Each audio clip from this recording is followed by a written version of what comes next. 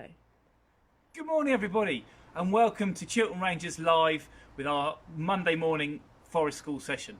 Today it's raining, no blue skies, but the sun is shining. Maybe we'll have a rainbow to match all those rainbows in your windows. Fingers crossed. We're entering week 2 of lockdown and today I've got Helper doing some filming from me, safe at a 3-metre social distance. Good morning Steph, and thank you so much for helping me today.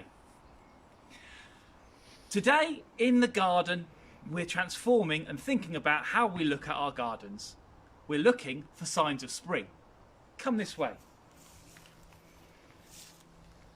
We're still maintaining our social distance as we look for primroses. Primrose, the first rose, a real spring flower. But if we take a closer look underneath the trampoline, we see other signs of spring. Ha! I'm sorry, that was a really bad joke. Other signs of spring are all around us. There are loads of birds singing right now as they're staking out their territories and looking for places to nest, ready to raise their young. All around us this weekend we've had goldfinches, we've had song thrushes, wrens, robins, blackbirds singing in the trees around.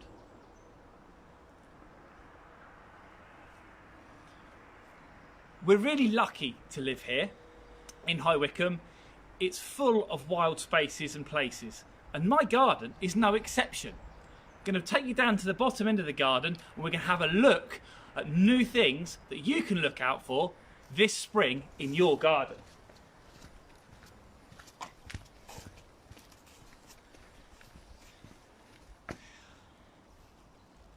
In the garden, we can look for flowers. These yellow flowers are called cowslips and they are beautiful. In the wild, in the Chilterns, cowslips are really important because the leaves, these juicy green leaves, are eaten by the caterpillars of a very rare and very special butterfly called the Duke of Burgundy. This year we won't be able to go and see it because it only flies in May and we'll still be on lockdown then, which is a real shame, but it's something to look forward to in happier times to come. The Duke of Burgundy has declined massively in recent times as the chalk grasslands that the Chilterns is so famous for have scrubbed over and turned to woodland or been ploughed up, and their beautiful habitat has been lost. Habitat, kids, is a place where things live. Your garden is a fantastic habitat, and it's the same, or very similar at least, to the woods. The woods are full of other flowers at this time of year too. We're going to come down here and look at another beautiful and very important flower, the violet. Now violets are fantastic. They often spring up in woodlands when the trees have been cut down. This is called coppicing. When the light comes in, the violets grow and loads of butterflies lay their eggs and the caterpillars eat the leaves. It's nature doing what it does. The butterflies that are so important are fritillaries. They're gorgeous. They're also sadly very rare. In the woodlands around High Wycombe, you can often see silver wash fritillary butterflies on the wing in the middle of the summer. Fast, bright, they're orange and black, and they can be seen flying down the rides in the glades as they nectar on flowers. But it's not just about butterflies. Look at the trees. All around me you can see lots of native British woodland and hedgerow trees. I've planted, as you can see, a hedge, and just outside the hedge we've got an oak tree. Huge piece of open sky for it to grow up into over the next 100 years, long after I'm under the soil feeding it. Beautiful hawthorn, one of my favourites.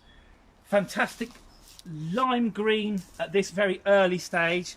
Let's look at the leaves. Beautiful, that's a hawthorn leaf. Later in the year it'll have lots of haws on it. Now the haws are fantastic food for the birds in the winter.